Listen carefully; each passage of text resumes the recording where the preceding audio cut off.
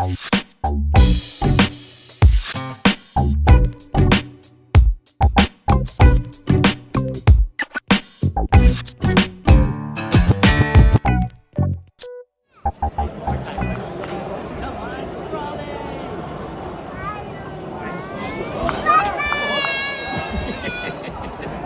right, it's another episode of the RSL Random Fan Podcast.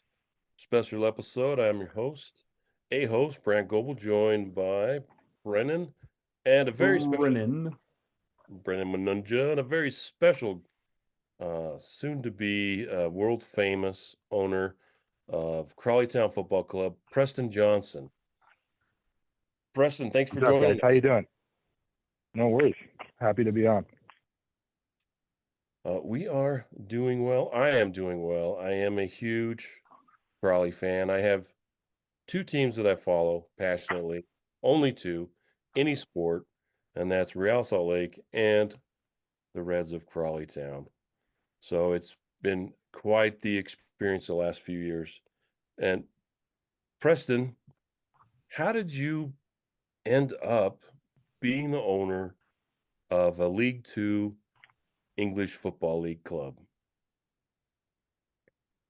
Great question. It's a very unique pathway. So I'll try my best. The shortest answer is a few years ago when the NFT boom was kind of hitting and there were all of these online communities forming, but basically around nothing. It was all speculation and cartoon pictures. And my co-chairman and partner, Eben Smith, who knew me via my past days on ESPN covering sports and doing analytics and sports betting stuff with some mutual friends, and then I'd actually founded an NFT company during that boom that had some success, and he's like, "You're the perfect person to do this, but we need to actually build an NFT community or an international audience around an English football club where there's actually something for these communities to be engaged about and root for and wake up on Saturdays in America or wherever they live and like cheer on a team and move them up the ranks." And I was like, that makes a ton of sense. And so we ended up landing on Crawley Town. League Two is kind of like, the last league in the EFL that matters to some extent. And so it was kind of our more, to be completely blunt, like the cheapest entry point into EFL and the whole English football experience. And so that was kind of our strategy, was to bring an international audience to a club in a town that otherwise, loses money every season. And there's another club 5 to 10 miles down the road. And so how can you, similar to what people are maybe more familiar with Wrexham, Ryan Reynolds and the documentaries, how do you bring in additional revenue streams to a club that gives you then an opportunity to break even or even potentially profit? And then if you're spending efficiently on the pitch, it gives you a chance to actually win and get promoted up the leagues. So that was kind of the birth of it all, and it's been about 2 years now, and happy to say we're a League One club now, no longer Yes. League Two. So yeah. It has been quite the ride the last few years. So what is your background? Are you a soccer fan? Is that why you wanted to buy a soccer club? Not at all. I think I played once for like a season when I was 8 years old. I was actually pretty good at basketball. Played that most of my life, and then tennis in high school. But for me, it was, if you guys are familiar, you're American, right? In American leagues, even MLS, Real Salt Lake, like the USL level of this whole like championship level in America, like they have no pathway to the highest crown or the trophy at MLS level because there's no promotion and relegation. And so ultimately, promotion relegation is brilliant. And we thought, hey, English football makes sense, promotion relegation. It gives us a chance to get in at a lower cost of League Two and potentially climb the ranks in the leagues up to being a championship or a Premier League club one day, right? That's the dream. And so you couldn't do that really in any other sport in America or even soccer / football in America. So that was the essence of that. And I had no background following football outside of, occasional World Cup stuff, and just I think I've been to 8 or 9 Real Salt Lake games when I lived there. But like, I mean, I really was not very in tune with the sport as a whole. My background's in like analytics and data and just basically trusting math, and that's where my expertise stemmed from. But yeah. And it is kind of a random tie that's I'm a Crawley Town fan, and then the new owner happened to have spent some time in Utah. You're University of Utah graduate or attended there. I did. My master's degree was in sports psychology from the University of Utah. Actually started my PhD and then realized I didn't need to keep doing school anymore because I was making enough money betting on sports. And so I stopped and was like, I can always go back to school if I need to one day. So, but yeah, I have a master's degree from the University of Utah. And then my undergrad is in just psychology, general psychology from BYU. So I've lived the whole Provo experience through Oh, Salt wow. Lake downtown life. And my sister just graduated from BYU a couple weeks back. I was just there. My first time back in a while, but I try to stay away. No offense, I try to stay away as often as I can. But I had to go back for the graduation, so it was okay. Well, that is I would have we live in Salt Lake County. Would have next time you're in town would love to meet. Which part? Which town? Can you say? I live in Magna. Magna. Okay, cool. Yeah. Yeah, west Yeah. side. We are the west Not as side. great. No, I wouldn't. I Like- wouldn't. We'll meet you somewhere better. Do you Yeah. do you pass Magna? If I recall, because like I was a gambler, I'm pretty sure you pass Magna on the drive Yeah. to Wendover. Yes. Is that right? Okay. Yes, I know it exactly is. where you're at. I've been to Wendover plenty. Yeah. I know. So So how did you Go get ahead. into betting? Because I mean, you're incredibly successful off of that. How did you just become so like profitable there?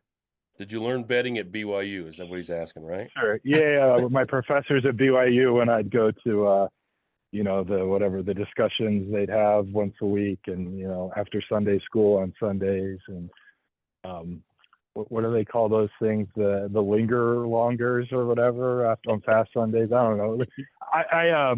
I'm just messing around with anyone who knows any of that terminology. They're like, what in the world? So my real background prior to that was in high school when I was about 17, 18 years old, and poker had really taken off because of the World Series of Poker, and it was streaming on ESPN, and they're showing it on TV. Chris Moneymaker was a big one, kind of, I think when I was, it was earlier days for me, but then a couple of years later, I kind of started playing with friends, and and it was maybe like $5 games for fun here and there, but I was just like winning at a rate that didn't make any sense. So then when I turned 18 in California, you can go to Indian casinos and play once you're 18. And so, and in my high school, you could actually sign yourself out like doctor's notes. You could write your own doctor's notes when you're 18. So every Friday I'd have like an orthodontist appointment or a doctor or something or other, and I'd play these tournaments in Santa Barbara at a place called Chumash, just up the mountain behind Santa Barbara. And the first tournament I ever played in, I got like third, and my first trip there, I made like $8,900, which is just like insane for an 18-year-old. And anyway, so I started playing online quite a bit. And anyway, so my background's actually in poker, and kind of built a bankroll playing poker. And then after my mission, I went to Portugal. I did 2 years of service in Portugal. I got back, was finishing school at BYU, and I started playing online again. And we call it Black Friday, but the government came in and shut down online poker for everyone in the U.S. And so I had this bankroll of poker money, and I was like, well, what do I do with this now? Because school and tuition, if you're a member of the church, they assume you've been paying tithing your whole life, right? You get actual it's pretty cheap to go to school at BYU. So that was taken care of. I was just getting through, and I got married pretty young, so she was working and we were doing fine. I was like, well, I guess I'll just I've always loved sports. Let me just try to figure this out. And so it probably took 1 to 2 years of really learning my way on reading the markets and kind of figuring out that I needed to create my own models and projections for the sports to actually have something to bet. So I'd compare my projections versus the market and bet the discrepancies. And over time, built a network with people that were helpful in helping getting down money in different markets across the world, and just kind of accumulated into something that got pretty big towards the end. And then when betting became legalized in America in more states than just Nevada and like Atlantic City, ESPN was launching a show, and they reached out and wanted to interview me to see if I'd want to be, one of the analysts. And somehow I landed that and did that for 2 years. And then from there, I started the NFT company Pixel Vault, which then led to just a few months later going and looking for an English football club. So that's kind of the brief history, but it actually started with poker in high school and just trying to win like $5 and $10 games with friends. That's incredible. That's an even more fascinating story than I could have ever imagined. So that's your background. What is the difference between buying a club in League Two compared to the US? It had to have been a lot more affordable. The last buy-in for MLS San Diego, I think, was 500 million. And even in the USL, I think it's 30 million to buy a club, get into a club, something like that. So did you look at all of those and compare? We didn't even look at it. It made no point. There was no promotion relegation, so there was no way to buy in for 30 million at the USL level and have a club worth $1 billion one day. So for us, it was like, what's the point? So you're right. I think 30 is about the number, at least as of recently. Inflation the last year or two, maybe it's a little higher now if you were to do an expansion team in the USL, but that would be kind of the minimum. And so it is cheaper. Most League Two clubs would be a lot cheaper, but that wasn't even a consideration for us. It was the idea of promotion relegation and getting an international audience excited about rooting a club and moving up the ranks. And so that was the genesis of that idea, and didn't even look at soccer teams in America, to be honest. No, that's interesting. And for Crawley Town, what was the tipping point, or what made you decide on Crawley Town? If I remember right, you kind of looked all over, and was Crawley Town like a last ditch? If I remember right, I think 9 clubs is the number I remember. We looked at quite a few. We looked in League One as well. There was a championship club that was like desperate to get out. They basically was selling for nothing, but they had so much debt and they were losing like 10 million a year. It didn't make any sense to even try there. And so, there was an article. You probably are remembering the Bradford initial conversations with them fell through. And Bradford and Crawley were like our top 2 choices at the time for basically different reasons. Bradford was like, they have 15,000 season ticket holders and actually are a pretty self-sustaining club. Don't lose as much each year because they have quite a bit more in revenue generation. Whereas Crawley, proximity to London and Gatwick Airport, but at the time was the smallest club in the EFL. I think they had about 2,300 in average attendance the season we took over. It was, the last couple of weeks of that last season. It was kind of different factors, but it was cheaper than Bradford. And, in general, Bradford's going to be worth more when they have a bigger audience, and their stadium's quite a bit nicer. And I think they were only a couple of years on their lease away from owning the stadium grounds outright, so that played into it. So there were quite a bit of variables depending on the look, and our ownership group kind of assessed everything, but Crawley was like by far the next best choice for us. And so we, followed through with it. And I don't know if you want to get into this at all, but like 9 or 10 days after we took over formally, the FA called us and said, "Hey, your manager is under investigation for racism and discrimination." And we were like, "Wait, what's going on?" And that just threw a wrench into everything we had planned by a lot in so many different ways, and just kind of gives you a little taste of what year 1 was like before what was fortunately a successful year 2. But yeah, it's just a crazy roller coaster, as you alluded to earlier. Yeah, John Yems was the coach, and I think he serving like an 18-month ban.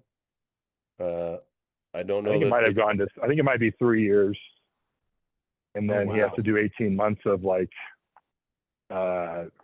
because it's sort of like an equivalent of community service, but I think it's some sort of like diversity course. And Yeah. anyway, I don't know if anyone's actually going to ever appoint him again to be their manager, but whatever, good luck. Yeah. And it's interesting that I started following Crawley in like 2016. I just we went to a game and just fell in love with the experience. I don't have a Premier League team. Brennan is a Manchester United fan, and I I'm wanted sorry. to. Yeah, me too. I'm sorry too. But I wanted the experience, just like you were explaining. I wanted to pick a club. I tried to follow a couple other ones that ended up in the Premier League, but it just didn't feel right. And we were over there for vacation with the family, and we went to a Crawley game because it was affordable and it was close. We were staying in Hastings. And if you want to go to a Premier League game with 5 people, that's, $700-800 just to get in the door. So Yep. we went to Crawley and fell in love with 5,000 seat stadium. It was, I think, the People's Pension Stadium, they called it now. It's back to the Broadfield. But there is such a difference in the football over there. You mentioned Bradford. I did get to go to a game there, 27,000 seat stadium. And Crazy, huh? yeah, and we went to an MK Dons too. I was going game. to say they're about 30,000, right? So Yeah, and that's a modern football stadium. You would see that in any city in the United States. So picking Crawley was a pretty gutsy move considering the size. Yeah, I mean, part of our entire strategy, you could argue, you don't even need the local fan base of Bradford or an MK, for example, that has a huge stadium, because part of our strategy was trying to bring in a few thousand extra fans internationally to a club in England. And so, if we had been successful, which, the short term is, look, Johnny M's, we had the racism brand right away. We decided not to do our NFT launch. Amidst that felt like the wrong thing to do. So we waited a couple months, and during those couple months, Russia invaded Ukraine, and the price of Ethereum, which is the token we would have dropped, the NFTs as the ERC20s, and people would have paid for the NFTs, and Ethereum had dropped about 70%. So, things just started going downhill from there. And then we weren't good enough on the pitch. We were battling relegation all year, and it's hard to get international fans to engage and be excited about something new when we're losing football games and the local fan is so negative and unkind, to be frank, for most of that season. And so, but that's why our focus in year two was like, we have to get stability and make sure the football side is right, and that the local fan is like excited again, because that's the only way you can engage an international audience. But for us, the local stadium size being about 5,900 and one of the smallest in the EFL, and I think at the time it was literally the smallest because of the average attendance number, which has increased significantly this season. It was like over 3,500. So, it's gone up over 50%. We made the season ticket prices cheaper by like 30% or so when we took over. So we tried to do things for the local community and like make it easier to increase attendance while trying to do the other side, which was build a fan base internationally. It was just nearly impossible year one when so many things were going against us and we weren't winning football games. Did it help or did it hurt that you also had a team like Wrexham, and you're a handsome man. You got that fancy beard, but you're not Ryan Reynolds. Did that? You guys should just delete the first part out of that, and I'll be fine with it. But that was nice of you to even attempt it. But yeah, I'm not Ryan Reynolds. I know. Yeah. You do. No one is. No one is. But you do have a fine beard there. But how did that play in? Did that help draw people away from what was going on at Crawley, or because I know that there's a lot of blowback. I mean, Wrexham's a great story, but I don't know if it carries a lot of cachet with the English fans. Is that fair? Yeah, from what I've heard, I mean, I can't speak for every single English fan, but a lot of them kind of immediately are turned off by Wrexham, which I get. It's kind of like the fake, sexy team. They've kind of just bought their way through a couple years of promotion. Now they're in League One as well. We'll we'll see what happens. But last time I looked at the betting markets, I think they're one of the favorites, if not the favorite, to go up into championship. So they're going to be really good again, and they have why their strategy works so well is when you're able to monetize via the documentary and Ryan Reynolds like they did. I think for context, last year, because a lot of the financials are public anyway, I believe Wrexham was cleared by the EFL for an allotment of like 10 to 11 million on player wages. Just to give you guys an idea, this was last season in League Two. What? The next highest in League Two was like 4. Like Wrexham has such an outsized advantage based on their fan base and the money they're making from revenue from the show and just international sales and this and that. That's why they're favorites to probably go up from League One to Championship, just because they can actually outspend at League One if they want. Now, I don't even think they got near those numbers last season, but they had a few players. One specifically I know of making $10,000 a week, which is like insane. We're nowhere near that. We're bringing guys in from the 6th tier for a fraction of that. So it's like a strategy that for sure worked, and like I think a lot of the like traditionalists and English football fans and supporters would be like, oh, it's kind of like a cop out, like fake way to do it.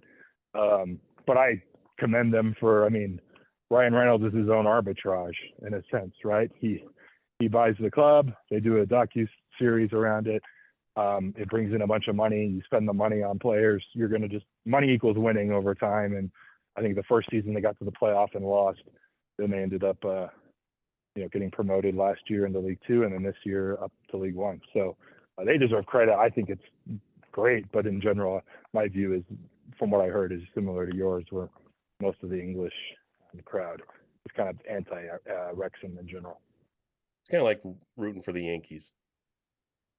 Yeah, it's very similar. Lakers. I'm from LA. I'm a Lakers and Dodgers fan. Yeah. Similar, like, they just spend all the money. They're always going to be good no matter what. Yeah, exactly. Yeah. So, like here's great context. Okay. If you were just, like you said, you went over there a few years ago, you were trying to pick who your English football club was, you had family that was living out there. Now you were going to make visits. You wanted to follow a team. Would you be picking Wrexham right now if you were going over there for the first time to root a club on? You feel like you like the underdog and you want to root someone up that like no one believes in. Wrexham's the opposite of that, essentially. Yep, exactly. Wrexham's the wagon. Yeah, like I was telling you before, I love to tell a story. I've told it many times on the podcast. I picked Crawley, and I said, whoever wins this game is going to be my team. They won. They beat Luton Town, and Luton Town went on to the Premier League. And I apologize to Crawley fans for doing that to them. Yep. But I absolutely love the community that Crawley Town is. It really reminds me of Real Salt Lake and the community here. Maybe not on such a large scale, but the way the club is tied to the community, and it's not the Lakers, like you said, it's not the Yankees. Real Salt Lake isn't going to buy the biggest players. They're going to do what you're doing, draft smart, buy smart, and develop.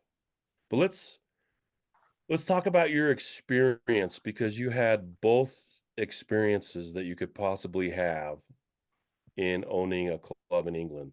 The first year was traumatic, probably to say the least, and the second year was equally as surprising.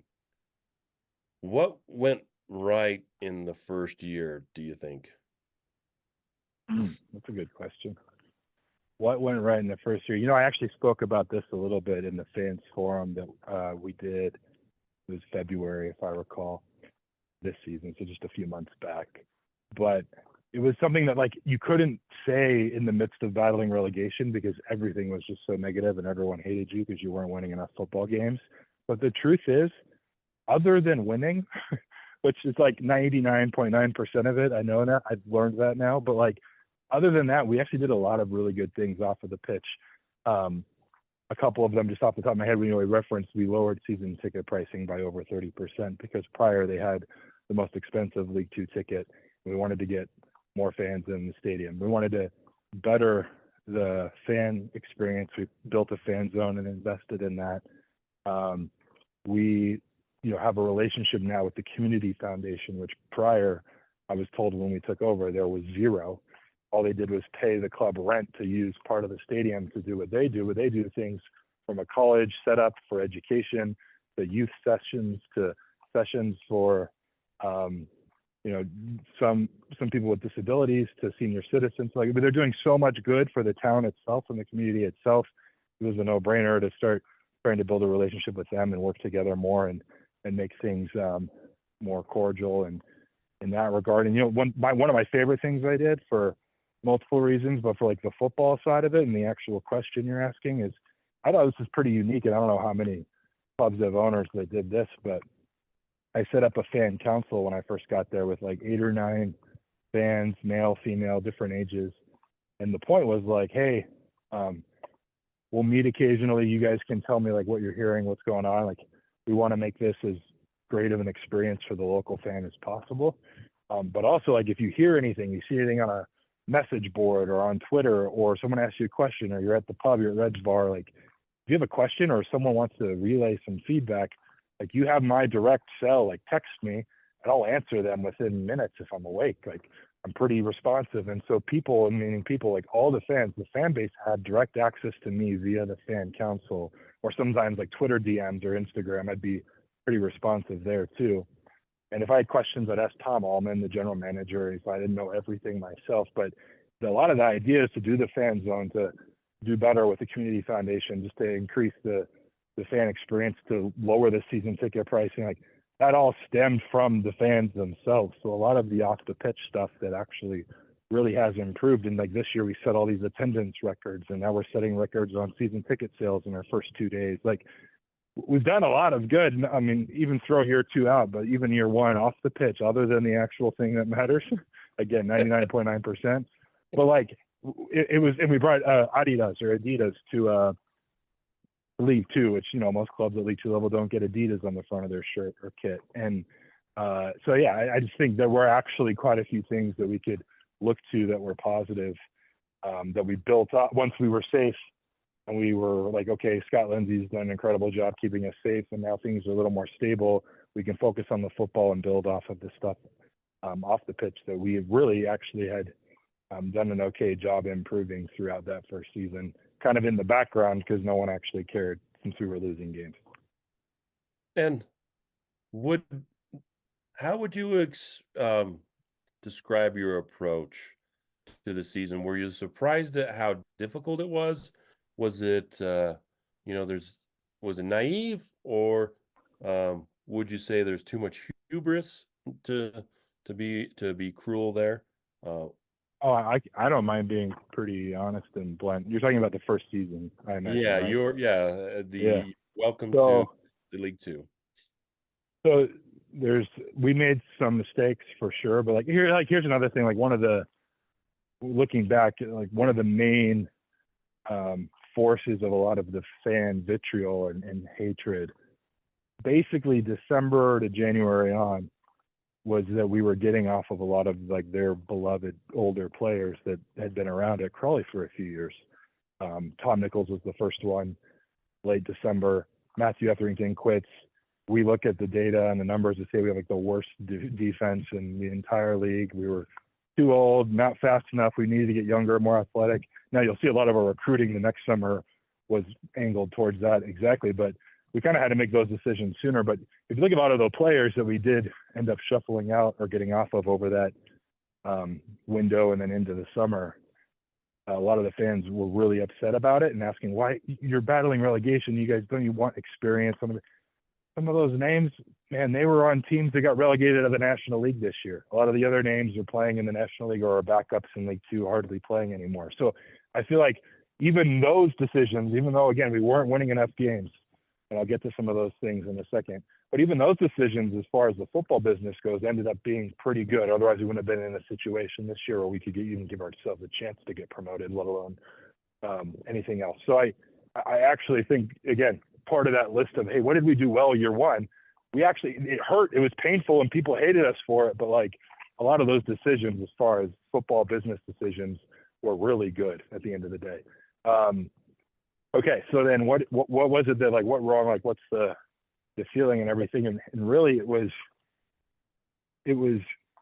our first, so when the Johnny M thing happened, we were kind of thinking like, we'll sit back for at least half a season, if not the full year, and see how things work, see what we can learn. We'll build in the background because we wanted to be very analytically driven and data driven. But then when 9 and 10 days in, we weren't prepared, and we were like, okay, well, everyone just said, listen to the football experts. And so, we brought in Kevin Betsy, for example, from under 21 Arsenals. We had consultants from different agencies or, football centered agencies. And we were trying to put together the best team we possibly could on short notice. We needed a whole new staff. They wanted their whole kind of personnel or players that fit their mold and how they wanted to play, which is similar to how Scott plays, playing out of the back, a little more possession based. And so we kind of said to say, like, trust them, they're the experts, and we were not in a position where we could actually bet on data and analytics, which is what our preference would have been, but we just didn't have the time, and we were put in this really precarious position. So we made the wrong hires early on. And, I've been saying this in a couple other interviews I've done recently.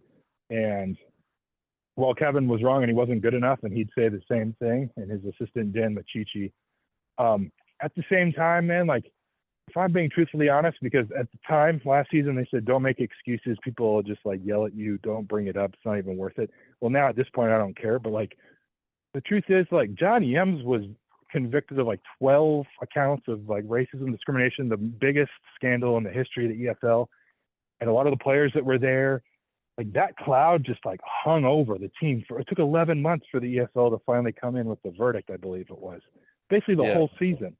And it's hung over. Like, I don't, like, Kevin Betsy, whoever picks him up next to be a manager at League 2, League 1 level, like, for all we know, he's a great coach. But he was just dealing with like one of the craziest situations the league and the sport has ever seen. And he didn't do a good job with it. And it was his first try. And like, again, maybe it was our fault on the hire. Maybe there were a lot of, excessive extracurricular variables and things. There were lawsuits going on in the background constantly. Some of the players were involved in those. Like, it was just insane. And so, like, it's hard to blame Kevin Betsy and Dan Machichi. They weren't good enough, of course, at the end of the day, and we needed to win. But that was the biggest takeaway from year one, is like, this is just, we had this set up and this plan, and we came in talking, what do you guys say, like a slick game or whatever, or talking the talk, and we just couldn't back it up because we were trying to, like, oh, okay, we got to do these things instead, and it's just like things just kept coming one after another. And we had, obviously, we eventually appoint Matthew Etherington after Kevin Betsy, and then like 3 games in, he just quits out of the blue on December 28th, and on the 29th, I'm leaving my family in the holidays to go out there and try to find out who the next manager is going to be. And along with his assistants, we had like one coach left, was Darren Byfield, who was at the time, he was part of the Premier League mentorship program. It was like his first experience even being an assistant at all. And he was the only one left there in the dugout. And it's like, it was just like a really crazy situation.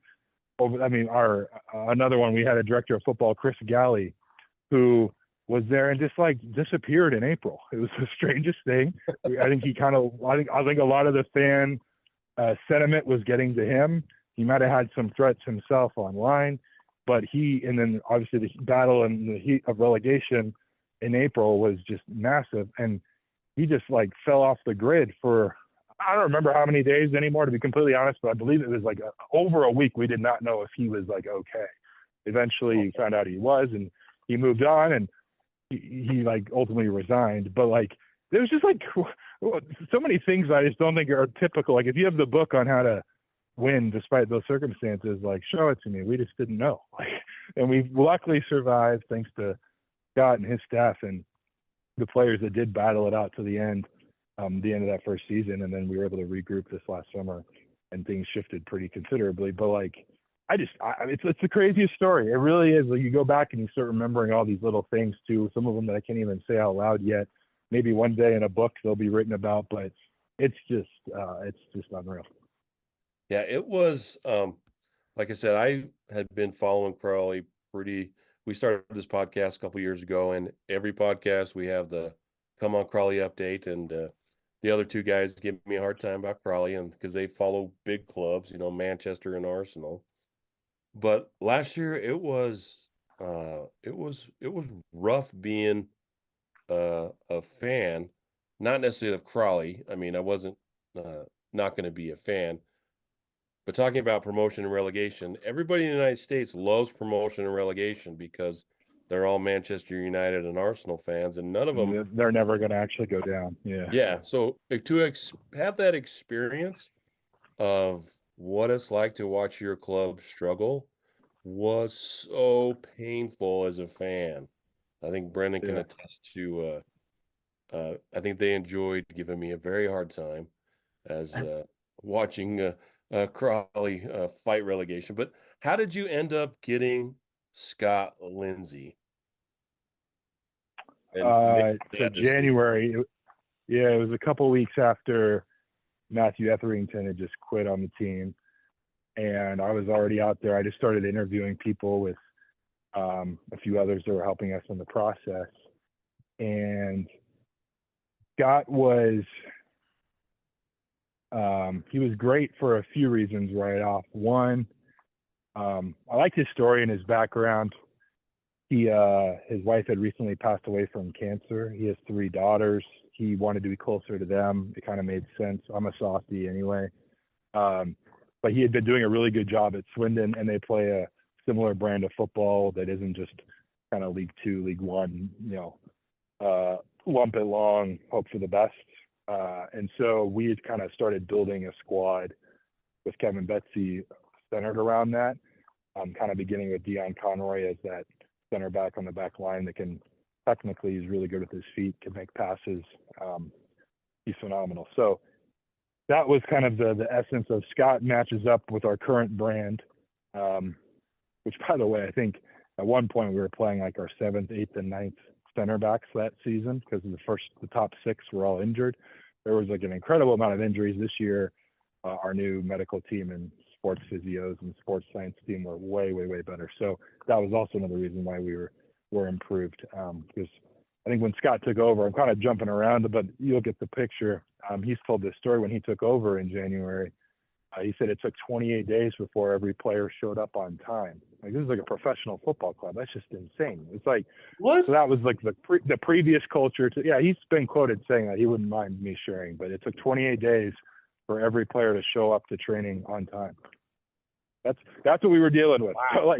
And so for him to turn that and salvage the season, keep us up, we really believed like, okay, we got a real shot to do something a little more special than what people expect, because this summer we have actual stability, and the culture shift that was so necessary was there. And the reason that I kind of went on that tangent is because when we were hiring a new manager, we understood the importance of a culture change. It wasn't just who can we bring in that like can come in and be cool with the players and like try to get the most of this and save us from relegation. It was like we needed to demand accountability again, responsibility, and create an atmosphere that was both fun, of course, and centered around winning. And it began though, with Scott creating that sense of accountability and organization and preparedness, and just that was massive. And so he was the one that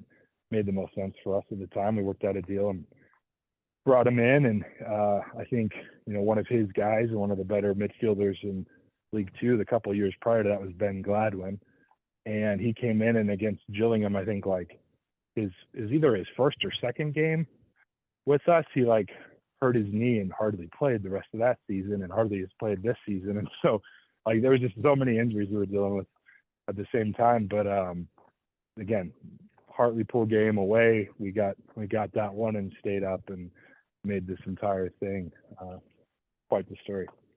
Yeah, I'll never forget that goal. Corey Adai with a long pass. Dom Telfer brings it down, and boom, 2-0.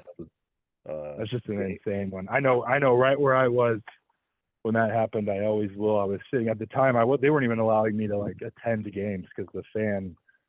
Yeah, why don't you talk about so high? Yeah, why don't you talk about that? What it's like to be an unpopular owner, unlike you are now. You're probably very popular now. An unpopular owner in English football. It is not fun. No, the one thing I underestimated most out of this entire experience was the it's like the emotional stakes of playing with people's livelihoods. Like I'd have, I just want to give people context. This is, I guess, maybe I shouldn't say this.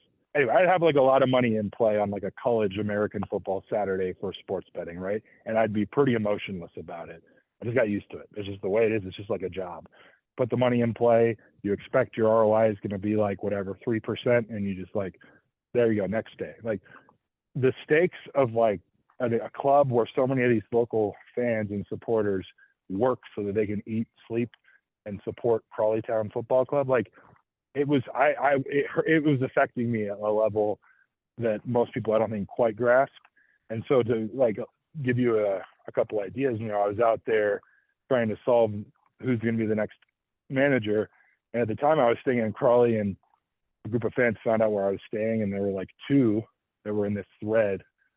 Apparently, where a group, I just want to say apparently because again, there were two specific fans separately under the guise of they're in this group that's coming after me, thought it had gone too far and alerted me like, hey, they're coming to your hotel. You're here, right? They're going to be waiting for you outside right in the morning. Like I would just go to London and I just get out of Crawley. It's not worth the risk. So like, I was like, okay, I can't even stay here anymore. You know, I had plans to like bring my family out at some point to experience it all. And I couldn't even bring them to the town and feel like safe about it. It's just, they couldn't attend a game that first season. So it is pretty crazy. And so then to this Hartlepool game. So those next few months, I had a friend from high school that was going to London Film School, which is just there. He was, I think it's actually the actual location. Sorry, it's in Covent Garden, but his flat was in Hampstead Heath, like North London, kind of out of the way. It was perfect for me because I could stay there. Felt like okay. I also had like someone I could talk to and trust and like vent with while things were so crazy those last few months of that first season. But with the Hartlepool game, I just went to his flat with his girlfriend and we watched the game on iFollow. And I just like the moment that happened and Dom scored, I looked up at him like I almost didn't believe it was real. I was like waiting for an offside flag, like anything. And like I had to let it sink in for 30 seconds. But at that point, I was like, okay, we might actually be okay. But prior to that, I had like my first panic attack of my life, getting off the tube, getting to his flat to watch the game. I was so nervous. I don't think I've ever been that nervous. I was blacking out. Someone had to go get me water and like I had to sit down in the shade for 15 minutes. It was crazy. So that gives you like some little bits and pieces throughout, but it was,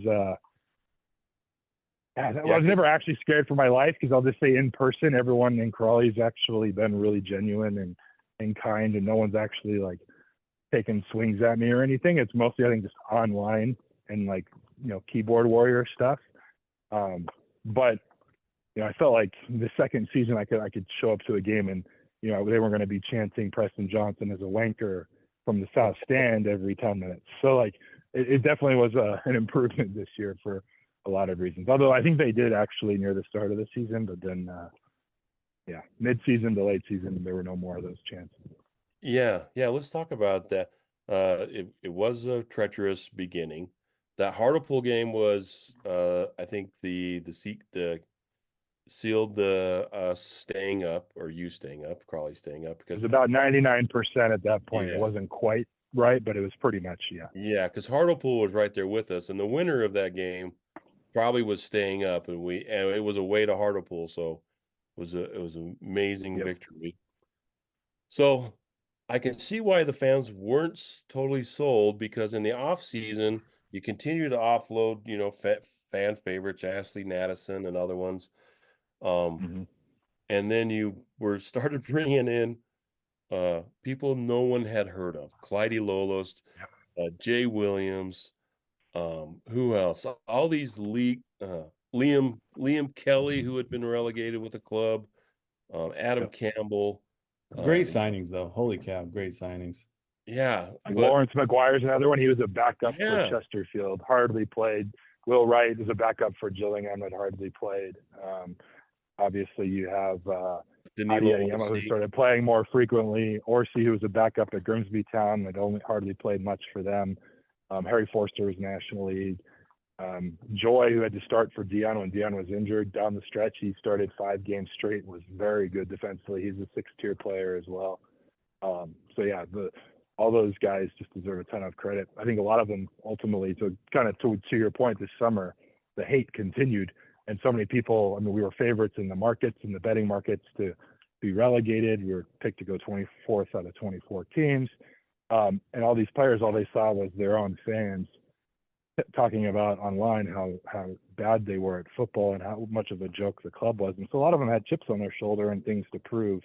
And then combined with Scott and his staff, developing them and integrating them into the players that we had kept around from the year prior was pretty cool to see. And they just deserve a ton of credit for, you know, just believing in themselves, and Scott and the staff for believing in them. And at the end of the day, you know, that whole recruitment process was basically like, all right, if the model, like I think we signed 17 players and 16 of them outside of Adi, who was 7th tier, who we didn't have play-by-play data for from 7th tier.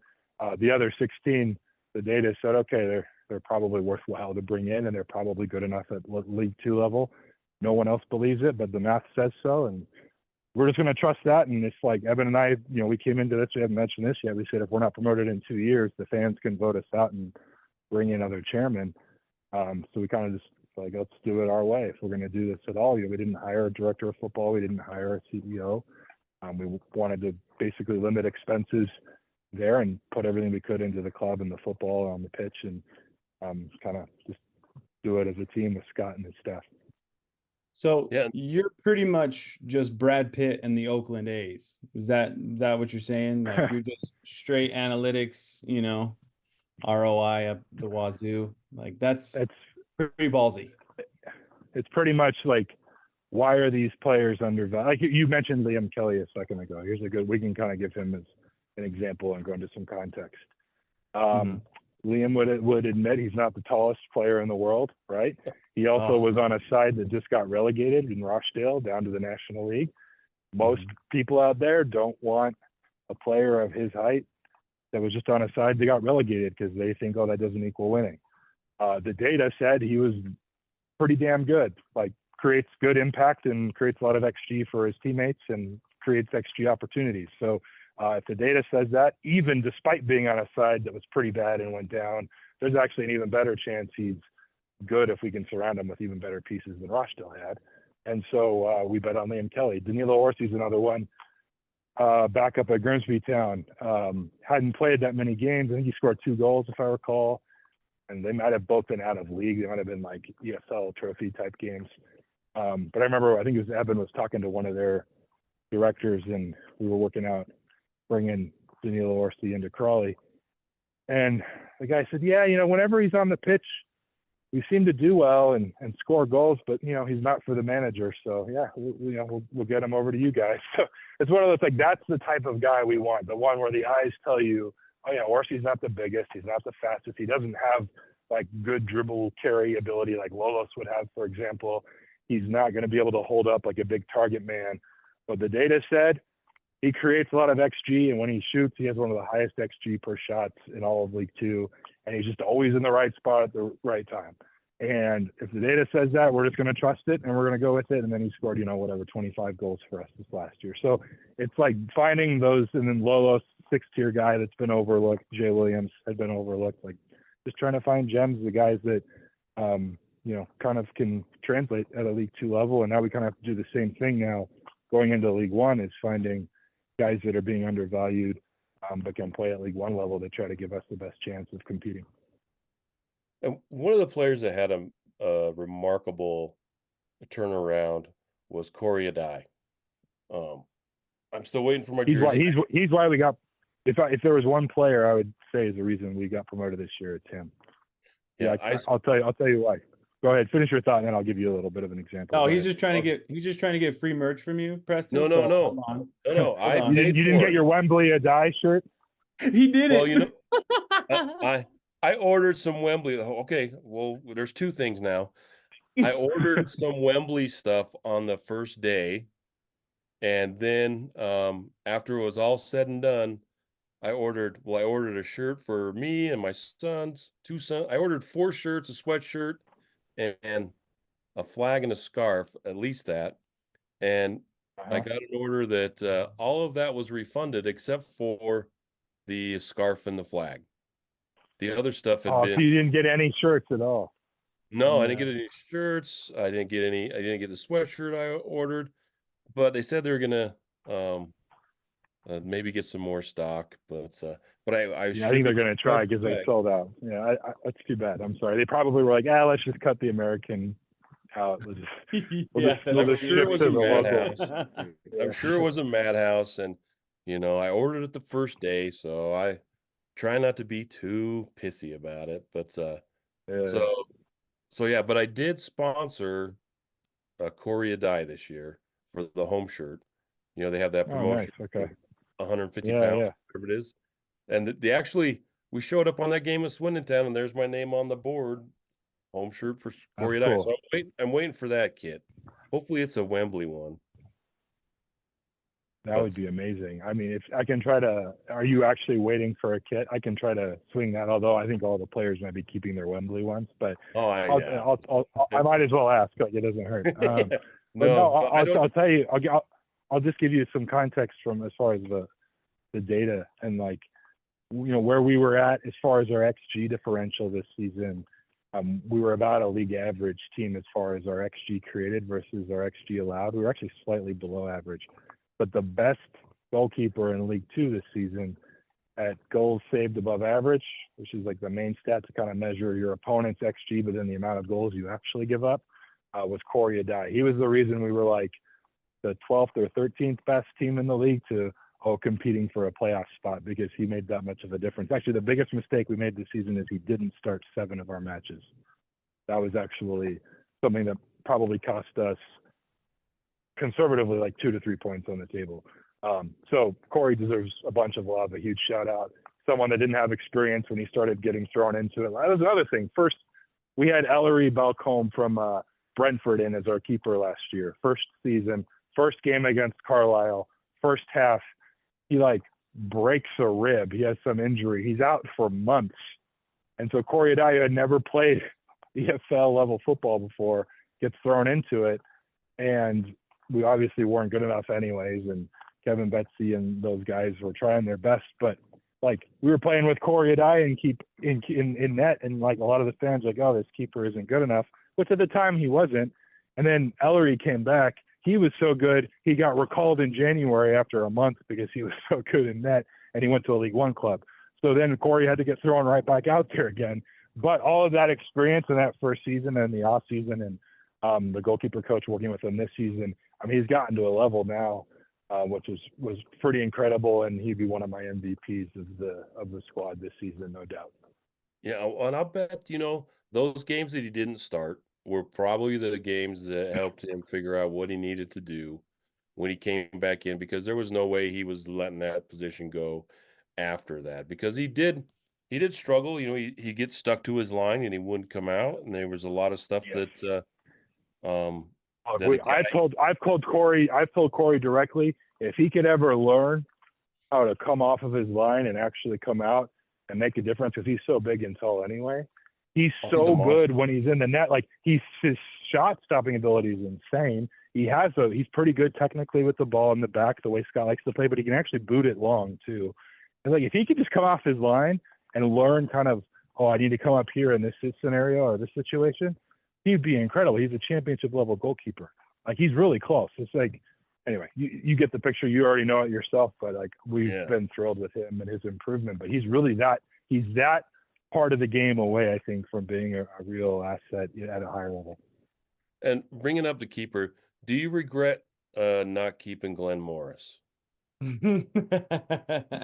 Well, I mean, a lot of reasons. No, because Ellery's better than Glenn Morris, and he literally got hurt the first half against Carlisle to open the season, and then Corey, who had never played before, was thrown in. So, like, if we had known Ellery was going to be injured, of course we would have kept Glenn, because we would have trusted Glenn more than rookie Corey, who hadn't played much and had no experience at that level. But in the weirdest way, we stayed up, and Corey got all of that experience in all those games. Again, I'm telling you, the math says he was our most valuable player this year. Probably not even that close. And we're not promoted this season without Corey Adai in net. So some things, the Lord works in mysterious ways. I believe people in Utah might use that phrase. I mean, that's just how it broke out for him this season. And I'm really happy for him. Excellent. So why don't we talk about how it turned around this season. You started off with some victories. You started off incredibly hot, surprisingly hot. Then we kind of settled into the middle of the pack, and then after, what was the turnaround that kind of saw us fight our way up the table and end up in the playoff spots the last month or two of the season, pretty much? Yeah, I think Scott and his staff have like their system, and they don't want to deviate from it. They've talked about even in press and post game stuff before, like Plan B is do Plan A better.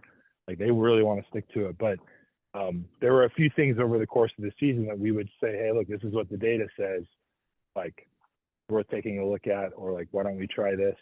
Let's try to be a little more open-minded. And he was able to kind of get there, and maybe it took some time. Like here's one example: early season, Will Wright's long throw actually has value when they're in like the final 1/3 or so of the pitch. Will Wright, who plays right back for us, he'd come up his long throw. You'd maybe get like 2% of a goal every time he'd throw it into the box. And we were like, well, why doesn't he take them on the left side? It's only 2%, but that adds up over time when you guys are just taking a bunch of long throws throughout a course of a game or multiple games. And he's like, well, we're not really set up to get back defensively. He plays right back, and he was very keen on keeping possession. But eventually he realized, and saw the value, and Will Wright was taking long throws from both sides. And then Will Wright was also he's one of our best taking dead balls, free kicks, corners, everything. So that's like a piece. It's like, okay, he kind of molded that in. There was a point in the second half of the season we started you can even look, and there would be a particular game. I'll save you the time and the trouble. Walsall, I think it was in February.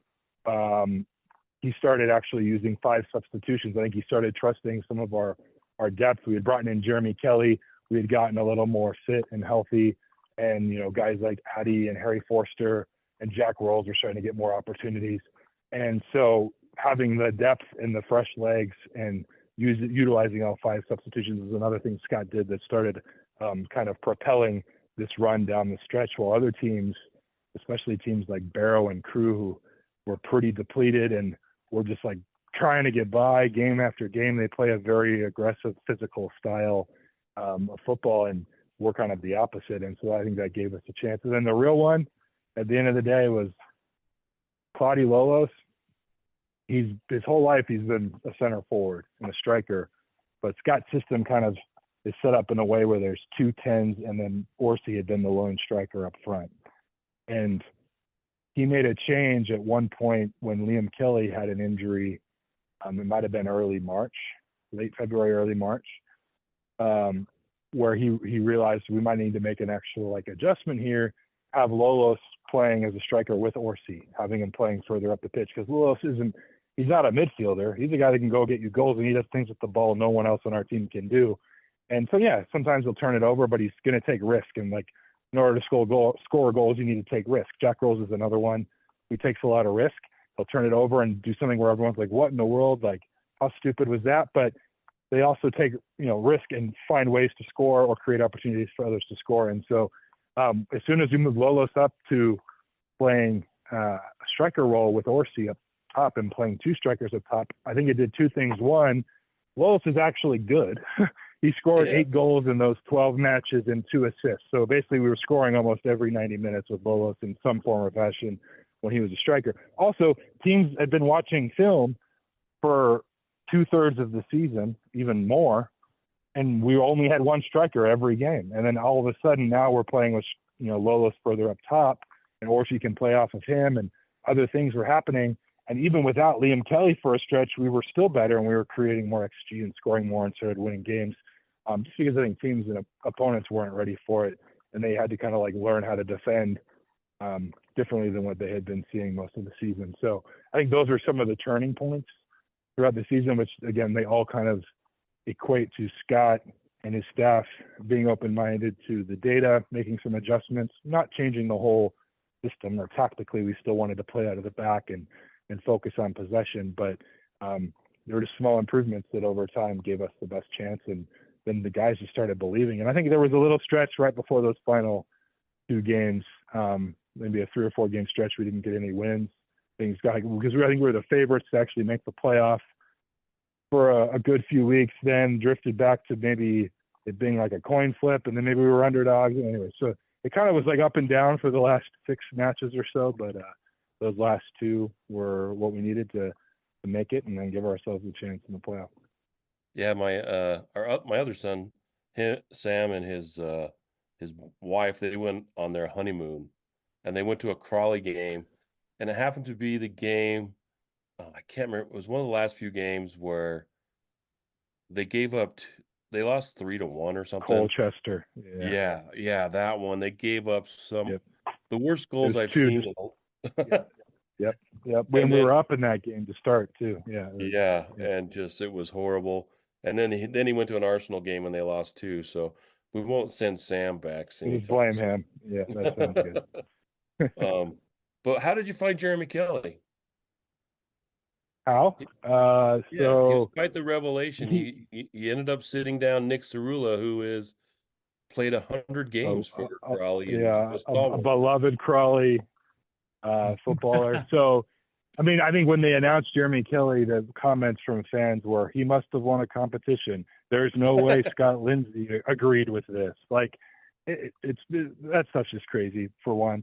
Like, Jeremy Kelly was someone that actually had a connection to someone in our ownership group in the USL. He's a dual citizen already. He lived, I think, the first 6 years of his life in England. He has family currently in Hayward's Heath, and Crawley was like the perfect, like, geographical. Plus, I think one of his first comments he made to me, which made a ton of sense. Like, again, it's going back to the whole point of, like, American soccer is just, like, not the same.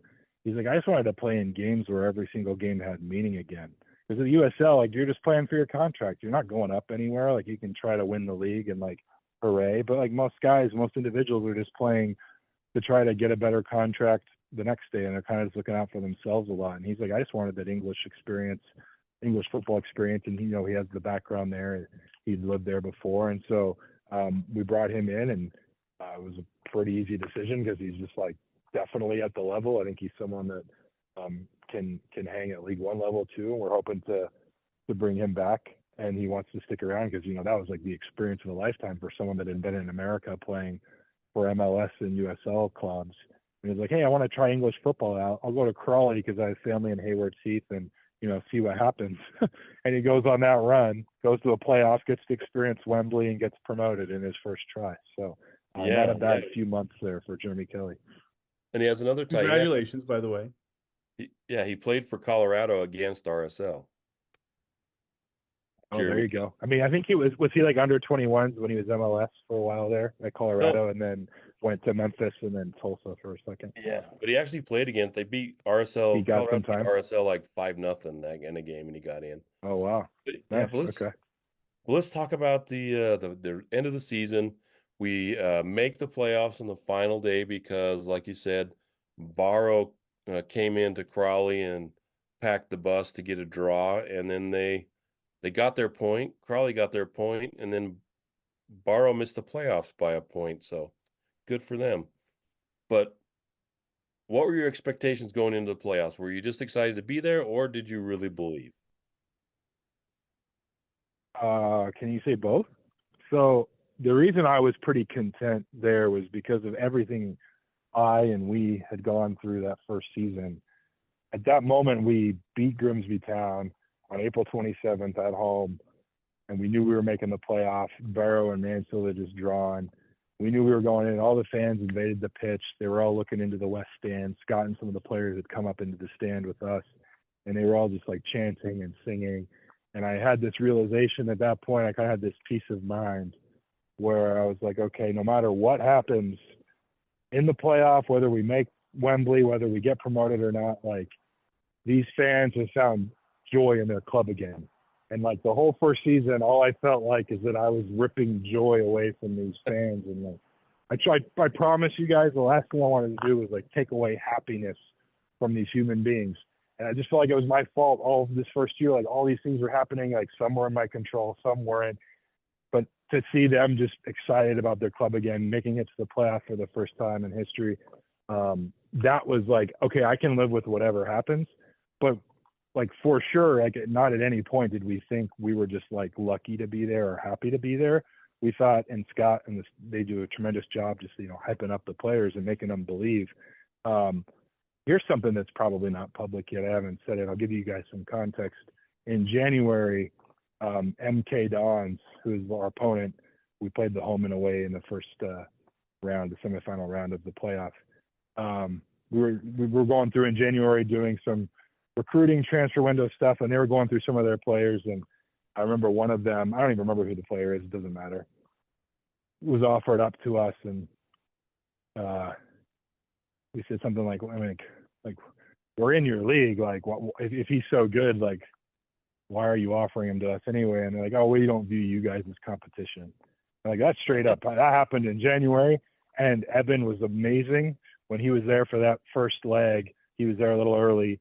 He told the whole squad that. He just told them, this is what happened. I talked to this guy in January. They told us that they didn't view us as competition.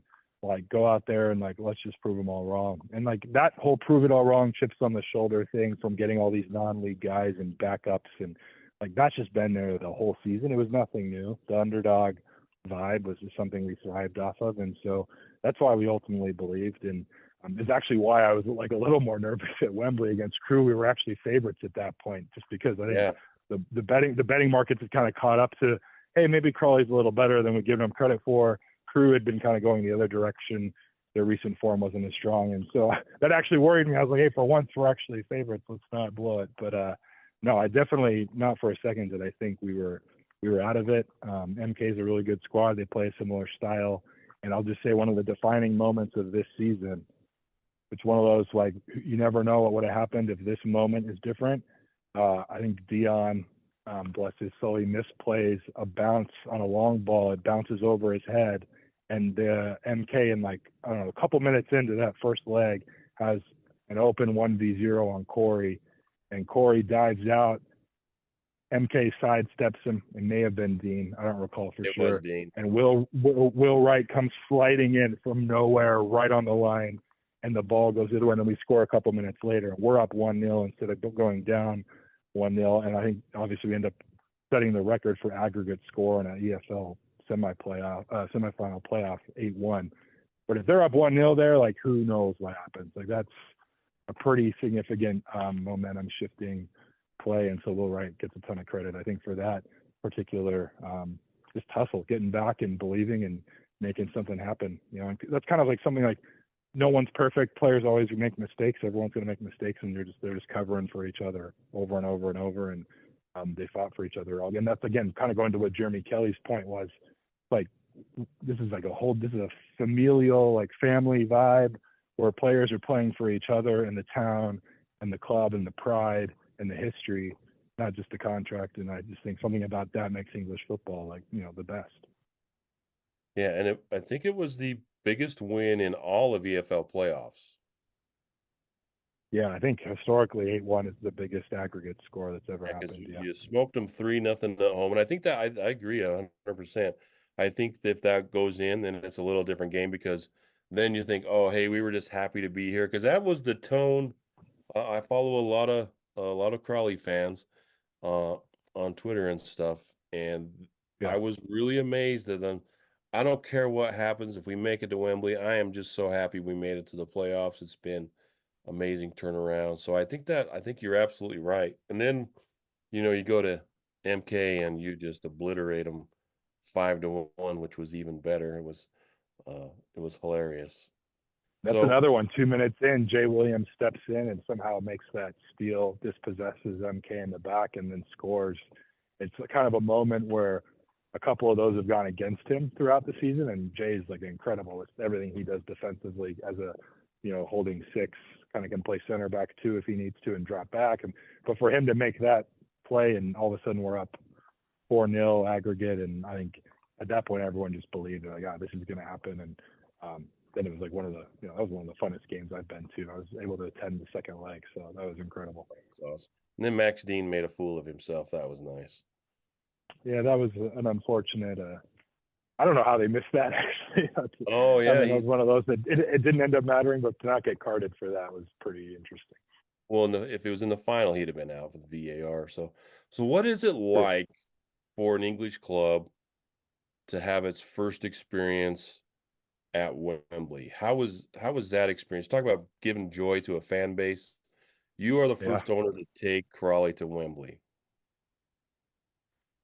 I'm a betting man. If you had told me that we were going to sell over 12,000 tickets to the Wembley game in the first 5 hours they went on sale, I would have thought you were like completely out of your mind. Like that was amazing. That actually touched me a little bit. I was like, there's this many people that actually care about the club. I think maybe it's because I know like there were 4 games down the stretch that had kind of sold out or got to, I think they were the highest attendance in the history of Crawley were 4 of those final games of the season at home. And they had attendance in the like 4,900 to 5,000 plus range. But to see 17,000 at the end of it there at Wembley, I talked to a lot of fans and friends there in Crawley that are like, oh yeah, so-and-so wants to go. They're not like a real fan, but it's Wembley, so they're going to go now. I was like, I don't care. Yeah, bring them all. You don't have to be a day-to-day fan. If you want to experience this, just let's make it happen. I know Scott did a few little like pieces of media kind of rallying cries for the whole town. And it's hard to put into words what that experience meant to so many people. Like multiple people I saw after when I was down on the pitch, fans, employees, just like, tears in their eyes and so many DMs and messages on Twitter, Instagram, text. I'm telling you, it's hard. I would never have imagined that first year was worth it unless this happened, and somehow it did. Like, I don't know why. Sometimes weird things just happen. I still don't quite believe it because it's the craziest story. But the way that first year went down, I would never have thought that after year 2, I was like, that was incredible. That was totally worth it. And, all the fans getting to experience that kind of made this entire experience for me something I'll never forget. That's awesome. We thought about going. We looked at flights and stuff, but I ended up buying a ticket anyway. So I did get a ticket, and they are going to send Nice. me Okay. hopefully the little collectors of Wembley, Yeah. and I gave it away to one of the Liam Kelly. No, yeah, Liam Green, Liam guy I Green. follow. Oh, okay. Uh, Yeah. I know Liam. oh, I gave the ticket to him. He had a friend that wanted to go. Yeah, So I think hopefully he's give it to banned him. from Broadfield right now, but not Wembley. So lucky for him, he was able to go to that one. Well, I don't know if it was him, but I gave him a ticket. So I No, hope it's I fine didn't with cause me. any problems. He tries his best. He's a young kid. I've taken him out to dinner and met with him a few times. But he was another one that DM'd me after, just thanking me and ownership for an incredible season and sorry for doubting you. And there was a lot of those, which is fine. We don't need to like mic drop anything, but the whole point at the end of this is to try to, again, just bring joy to the fans and their club and like have fun again. And we were able to do that and somehow at the same time get promoted into League One, which was what our goal was to begin with in 2 years. So everyone's happy. So, I mean, it's probably bigger than the Super Bowl, wouldn't you say, for a club like Crawley to get to Wembley? The Super Bowl, man, the Super Bowl's, that's like a whole other podcast. I don't know. The Super Bowl is pretty overblown, but I get why it's like such a moneymaker. Everyone watches it and everyone, I don't know. I actually don't quite get the like hysteria around it, but I also was in England when this last one played and I was up at 3. I'm watching it. So whatever. Like I'm a degenerate at heart. So I probably had some bets I was watching play out. I also was very intrigued by the whole Travis Kelce Taylor Swift thing because I'm a massive music fan and Swiftie. So I was like, every time they'd go to Taylor, I was just like online, like reading all the tweets and Instagram posts about Taylor Swift. Anyway, so that was actually another reason why I was watching it at 3, 4 a.m. But yeah, no, I think for Crawley, I would say the comp is that it was their Super Bowl. I don't know if it was bigger or whatever, but it's like the American comparison where that's the game that. Actually, so here's an example. I spoke with some of the CTSA members early on when we first took over, and One of them, his name's Matt Cowdery, who has a son actually who plays college soccer in America for a university. But he, remember him, and he reminded me of this after the fact. But we were talking about, hey, we really want to get promoted in 2 years. That's our goal. And I remember him saying, there's a lot of Crawley fans that would prefer just getting a chance to play at Wembley than promotion. I was like, really? Like, that's interesting. You wouldn't want to just be automatically promoted up. It's like that experience at Wembley means so much to so many because they had never gotten it before. And so, who knows if they get another chance, or at least it could be a long time. So that was like kind of I didn't recall that in real time. And when he reminded me, I was like, oh man, okay, that's true. Because I did recollect that he had said that. And I think I put it in the back of my mind, like, he doesn't really mean it. But then sure enough, that's kind of what the sentiment was like. And win or lose, people just wanted to be able to say they've been to Wembley. Yeah, it was amazing. Brendan came over, my fellow podcaster here, and I cooked him some breakfast, and we had some French toast, and we watched Crawley pretty much dominate Crew Alexandra. That's good. It's a 5 a.m. start over here, or for you, it's 6 a.m. maybe. Yeah. Yeah, it Yeah, was 6. But the French toast was Not bad. good. Yeah, French toast was great. That's good. Thank you, That's all that Blackstone. matters. That's all that matters. Yeah. So No, it was a this- fantastic game, and I feel bad for Crew Alexandria because I mean it honestly didn't feel like they could come up with anything that could really make us uncomfortable. I mean, there was a Outside of our unfortunate- 2 mistakes. Yeah. Yeah, I was gonna say thankfully VAR helped us out with that one for Campbell, but yeah, I mean it was just such a good overall game for Crawley at the end there. that the goal by Danilo Orsi with the outside of his right foot was Oh, that was delicious. amazing. So from where I was sitting, which I'll brag a little bit, I don't know if you knew I got to sit in the Royal Box at Wembley to watch my. Oh, we Oh, saw are it. you We saw serious? it in the game. Yeah. So so that was amazing, but from there I wasn't actually sure if he used his left foot or right foot in real time. And then I've watched the replay 100 times obviously since. But yeah, it was incredible, and the keeper was stunned because he wasn't ready yet, because he wasn't expecting it, I don't think, because you're usually expecting the space to use the left foot there, and he beats the defender to it. Everything about that was just perfect and outdoorsy for you. Like, he has the ball in the box, he's gonna probably put it in the back of the net enough times to give you a chance to win games. And again, one of the MVPs of our season too. Yeah, it was amazing. And then I'm watching all the celebrations too. Your kit man went crazy. That video is hilarious. In Yeah. the locker room. Did you But guys then- see the post earlier today that we're looking for a new kit and equipment manager? Yeah. Yeah. I don't know if they're correlated. I didn't ask, but yeah, I thought the timing of that was pretty awesome, actually. I saw somebody asked about that, and they said no, that he'd already got promoted to another job, and they were looking for somebody to replace him. But yeah, it was hilarious. He the edit was is fantastic. Yeah. On him celebrating in the locker room there. So incredible season, incredible job, Preston. I'm sure you're relieved, and I was a little surprised this week. I saw that you are stepping down as co-chair. What's up with that? I almost quote tweeted that video of Ben in the dressing room doing the slide and said, and this is why I stepped back from day-to-day operations. But I decided not to even I like 3 different times during that day thought about just making a comment or just replying, maybe no quote tweet, but just replying, this is why I've stepped away. But anyway, I just let it be. But yeah, no, I know it was probably surprising to a lot of people, especially considering the success of the year. But it is.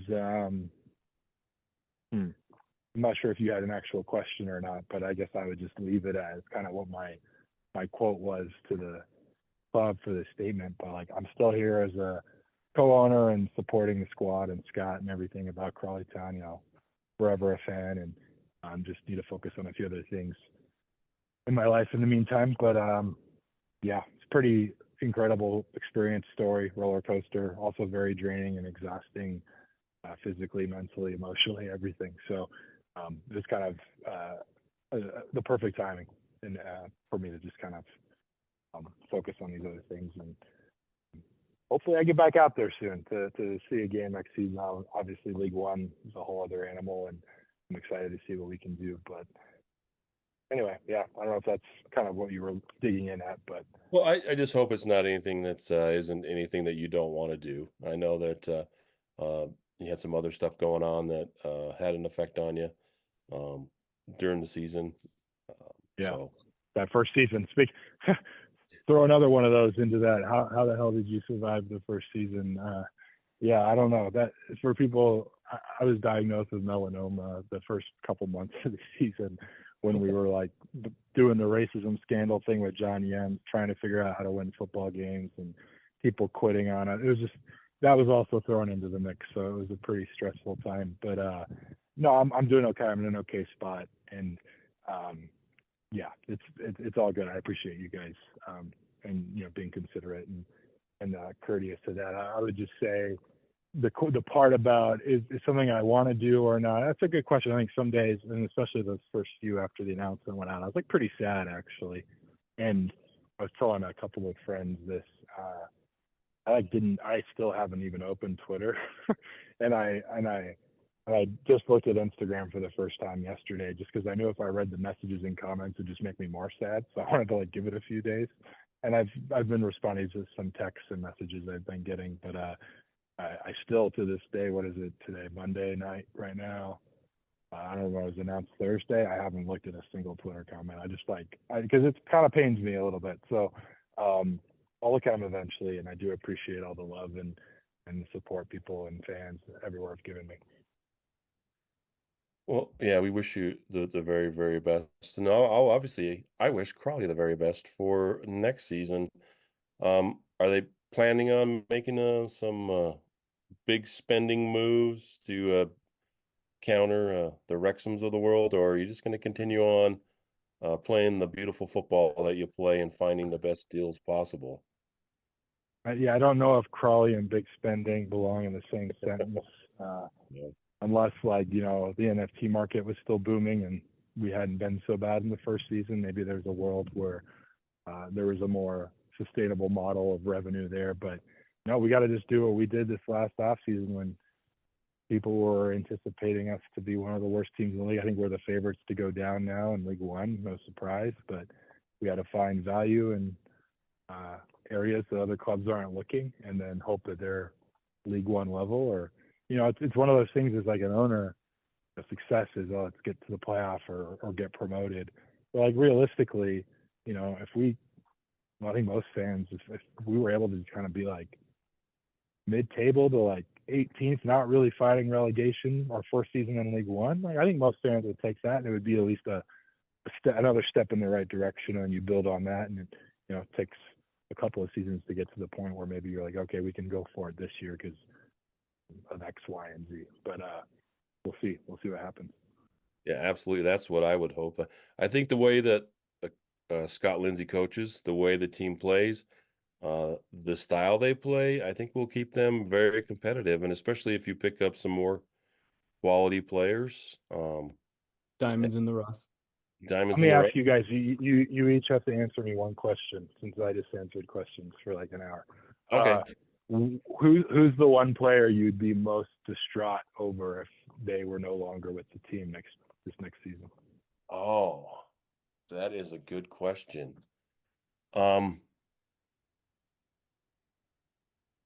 Probably Corey Adai.